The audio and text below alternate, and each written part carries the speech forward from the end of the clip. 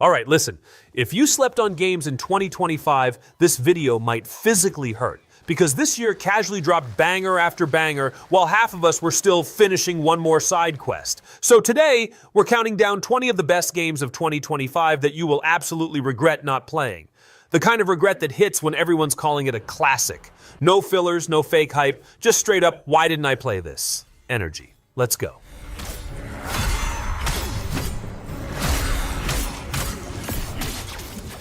Silent Hill F is the kind of game that makes you question why you ever thought horror was fun. Set in 1960s Japan, you play Hinako, a high schooler who basically wakes up one day and realizes her entire town has been turned into a biology experiment gone wrong. The fog is so thick you could butter toast with it. The monsters look like mushrooms that went to art school. And every hallway feels like it was designed by someone who hates teenagers. You'll walk into a classroom and think, oh cool, maybe math homework. But nope, it's a fungus demon that wants to eat your GPA. The game is terrifying, but in that classy way where you're screaming while also admiring the wallpaper. It's like being chased by death while simultaneously thinking, wow, these curtains really tie the room together. If you don't play it, you'll regret it forever. Like forgetting to save your Pokemon game before the Elite Four and realizing you have to grind for another 40 hours. Silent Hill F isn't just horror, it's trauma wrapped in poetry, dipped in fungus, and served with a side of regret.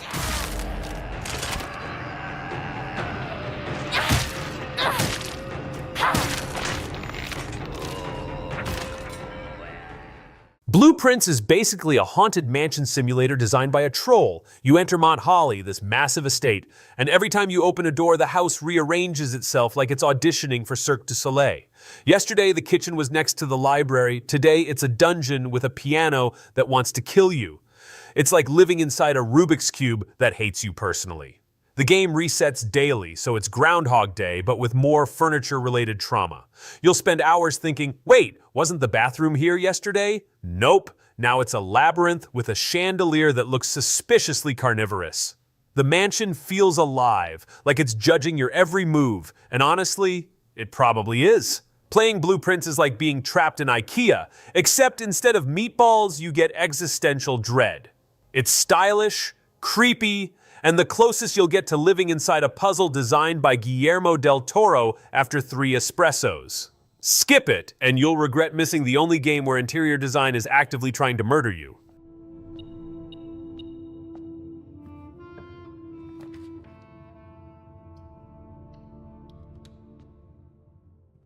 Split Fiction is the co-op game that will ruin friendships faster than Monopoly and Uno combined. From the creators of It Takes Two, this game throws you and your buddy into multiple worlds where teamwork is mandatory, but patience is optional.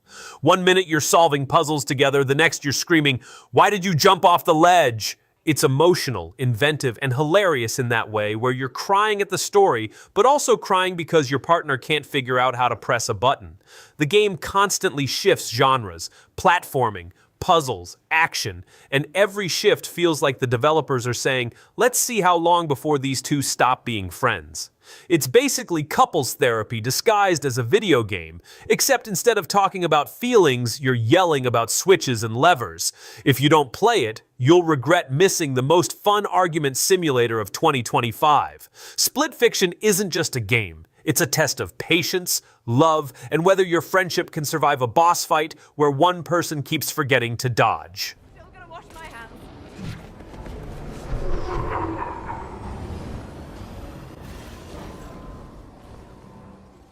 Despelot is the most wholesome soccer game you'll ever play. And by wholesome, I mean you're basically a kid causing chaos in Quito during Ecuador's 2002 World Cup run. Forget FIFA. This isn't about scoring goals, it's about scoring childhood memories. You're kicking a ball around town like it's the most powerful artifact in existence, bouncing it off cars, walls, and occasionally your neighbor's dignity. NPCs react like you're the local menace, and honestly, You are. The game captures that magical feeling of being a kid where the ball is life, and every kick feels like destiny. It's heartfelt, nostalgic, and somehow makes you feel like soccer is the meaning of existence. Play it or forever regret missing the only game where nutmegging your neighbor counts as a side quest.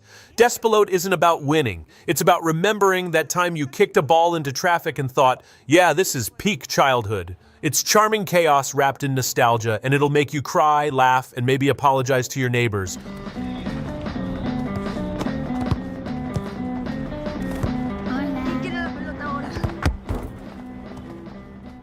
Kojima looked at Death Stranding and said, what if we made it even weirder?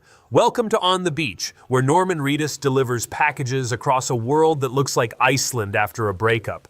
The beaches are endless, the whales are suspiciously judgmental, and every cutscene feels like a TED Talk from another dimension. It's cinematic, surreal, and somehow makes walking feel like an Olympic sport. You'll cry, you'll laugh, you'll wonder why your backpack has more physics than your car in GTA.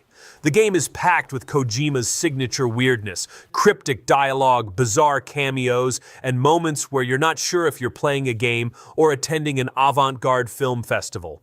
Every delivery feels monumental, like you're carrying the fate of humanity in a box of Amazon Prime. If you skip this, you'll regret missing the most confusing masterpiece of 2025. Death Stranding 2 isn't just a sequel. It's a philosophical journey about beaches, whales, and why Norman Reedus is the most important delivery guy in history.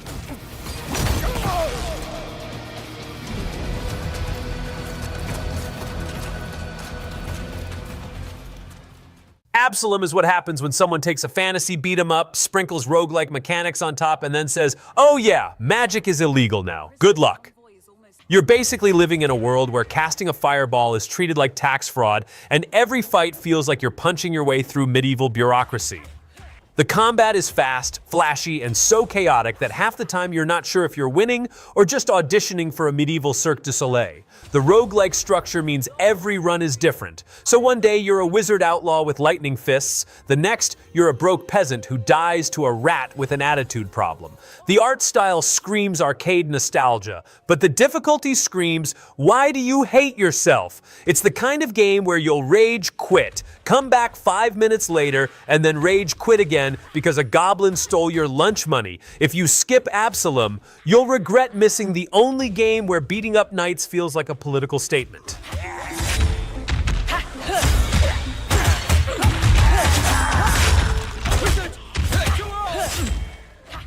Ghost of Yotei is basically Ghost of Tsushima's cooler cousin who studied abroad in Hokkaido and came back with a vengeance. You play Atsu, a mercenary in 1603, and the game immediately throws you into a snow-covered world so gorgeous you'll want to frame every screenshot and pretend you're a professional photographer.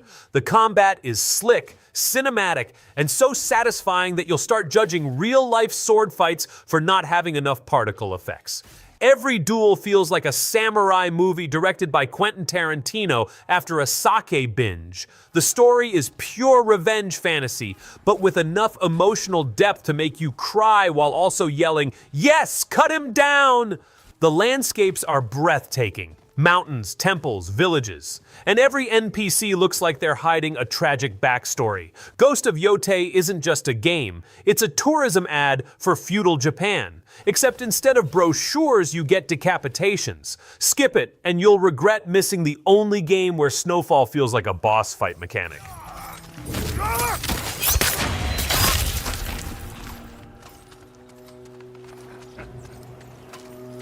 Shinobi. Art of Vengeance is Sega saying, remember Joe Musashi? He's back and he's angrier than your Wi-Fi when you forget the password. This hand-drawn 2D platformer is so stylish it looks like a comic book that ate too much sushi. You're flipping, slashing, and throwing shuriken like you're auditioning for Ninja Warrior Anime Edition. The game is pure retro roots with modern flair, meaning you'll die constantly, but at least you'll look cool doing it. Every level feels like a fever dream of neon lights, cherry blossoms, and enemies who exist solely to ruin your day. The bosses are massive, ridiculous, and somehow always have more weapons than you, which feels unfair but also hilarious. Shinobi is the kind of game where you'll yell, "I am the knight," while simultaneously crying because a random spear guy just ended your 20-minute run. If you skip it, you'll regret missing the only game where ninja parkour doubles as therapy.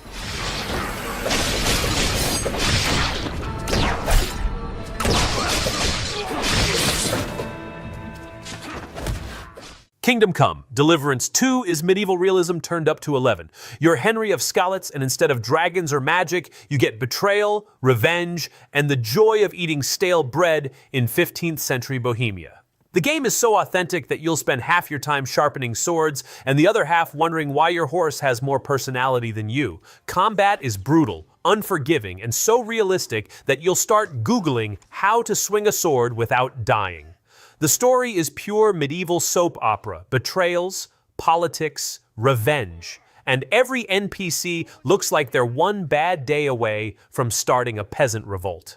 Deliverance 2 makes you feel like you're actually living in history, which is great until you realize history didn't have fast travel. It's immersive, punishing, and the closest you'll get to time travel without inventing a flux capacitor. Skip it, and you'll regret missing the only game where eating cabbage counts as a survival mechanic.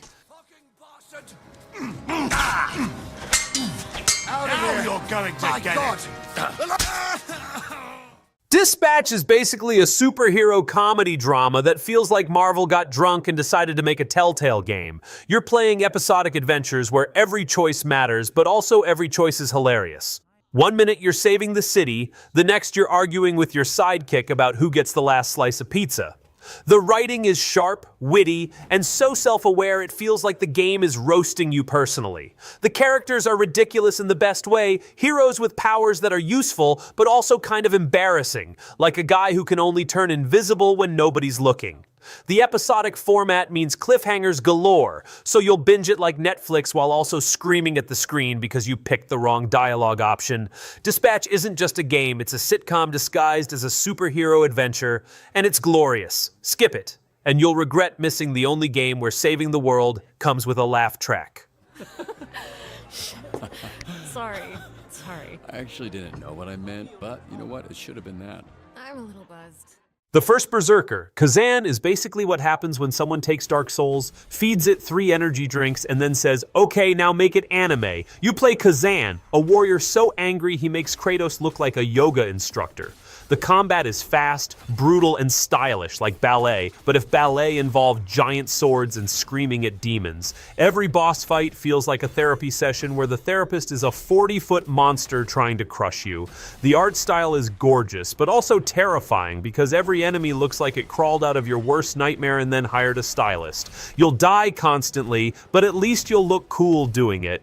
The game is so intense that you'll start questioning your life choices, like why you thought fighting a dragon with glowing abs was a good idea. Skip it, and you'll regret missing the only game where rage is a legitimate combat mechanic.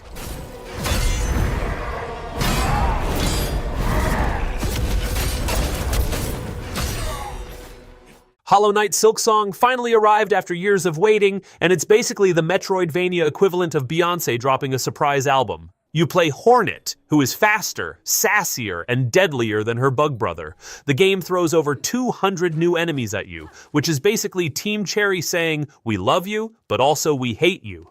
The bosses are insane. Giant bugs with moves so flashy they look like they're auditioning for Cirque du Soleil. The world is massive, beautiful, and so detailed you'll want to stop and admire the scenery, but then a beetle with anger issues will stab you in the face. The combat is fluid, the exploration is addictive, and every death feels like a personal insult. Silksong isn't just a sequel, it's a lifestyle, a religion, and a reminder that bugs are cooler than humans. Skip it, and you'll regret missing the only game where insect parkour feels like high art.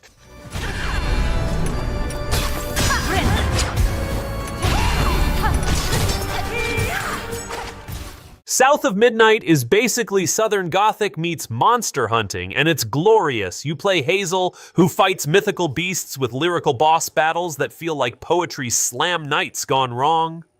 The game is dripping with atmosphere, swamps, shadows, and creatures that look like they crawled out of your grandma's bedtime stories if your grandma was secretly a witch. The combat is stylish, the story is heartfelt, and the whole vibe screams, yes, this is art, but also, please don't let that giant spider eat me. The soundtrack is haunting, the visuals are stunning, and every fight feels like a dance with death. It's the kind of game that makes you want to light a candle, put on jazz, and then stab a monster in the face. Skip it and you'll regret missing the only game where folklore becomes a boss fight.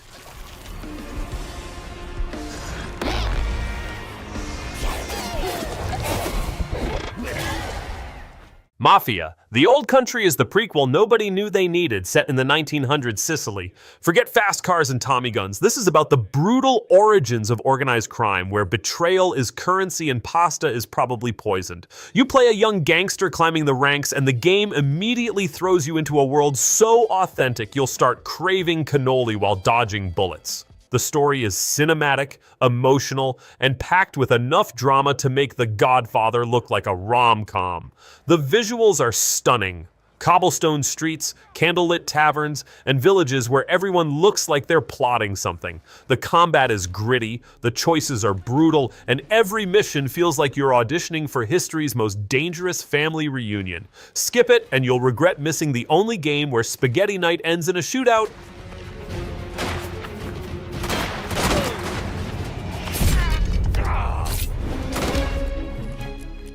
Arc Raiders is basically what happens when someone says, let's make a free-to-play shooter, but also let's throw in giant killer robots, because why not? You and your squad drop into a post-apocalyptic wasteland where metallic enemies roam like they own the place. The combat is fast, chaotic, and so explosive you'll start wondering if Michael Bay secretly directed it. Every raid feels like a desperate scramble for survival, with loot so precious you'll fight your own teammates for it. The visuals are stunning. Dusty landscapes, neon explosions, and robots that look like they were designed by IKEA if IKEA hated humanity. The game is squad-based chaos, and half the fun is yelling at your friends for stealing your ammo. Skip it, and you'll regret missing the only game where teamwork means screaming, "Revive me," while a robot stomps on your face.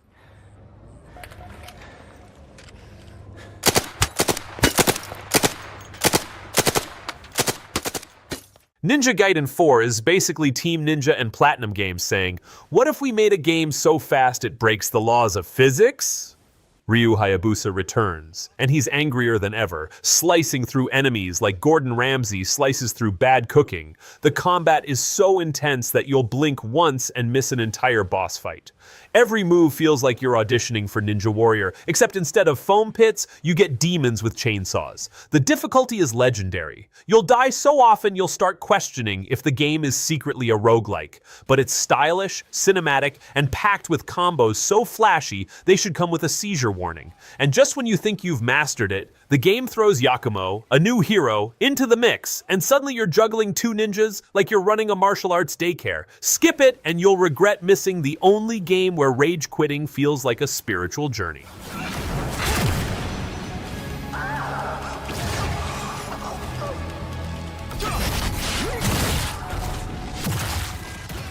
Donkey Kong Bonanza is Nintendo saying, what if Donkey Kong went underground and started smashing stuff like a construction worker on caffeine?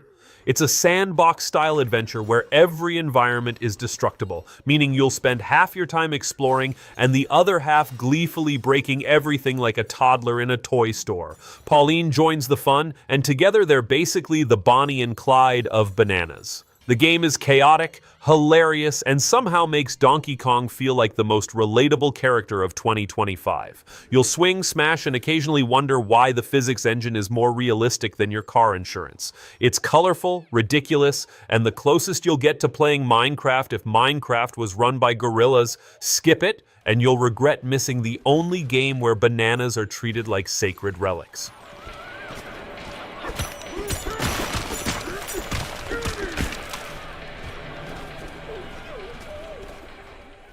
Hades 2 is Supergiant Games saying, "We already made the best roguelike ever, so let's do it again but bigger."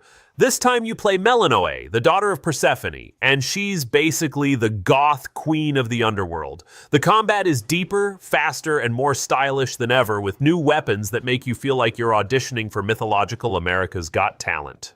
The bosses are brutal, the dialogue is witty, and every run feels like a Greek tragedy written by stand-up comedians. The art style is stunning, the soundtrack slaps harder than Zeus's lightning, and the story is emotional enough to make you cry while also yelling, "Yes, die, Minotaur!"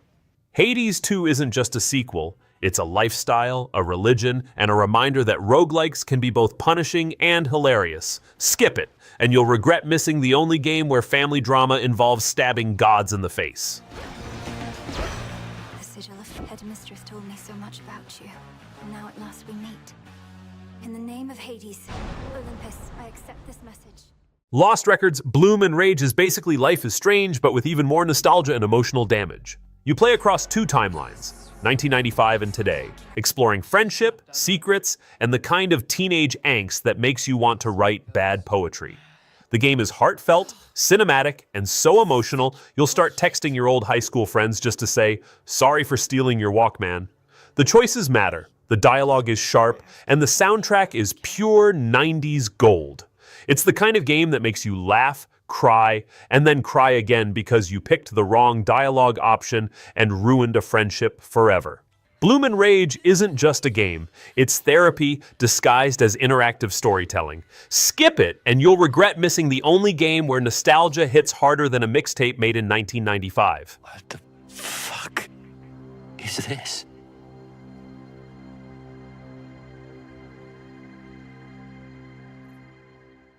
Clair Obscur, Expedition 33 is basically French art school meets JRPG, and it's glorious. Set in Belle Epoque, France, you're fighting against the Paintress, an artist who erases lives every year like she's running the world's deadliest art class. This time she paints 33, and guess what? You're on the list. The combat is turn-based but with real-time mechanics, meaning you'll spend half your time strategizing and the other half panicking because you pressed the wrong button.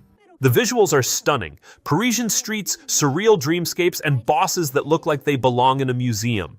The story is dark, stylish, and so emotional, you'll start questioning why you ever thought art was safe. Expedition 33 isn't just a game, it's a philosophical journey about mortality, creativity, and why French villains are always so fashionable. Skip it, and you'll regret missing the only game where death comes with a paintbrush.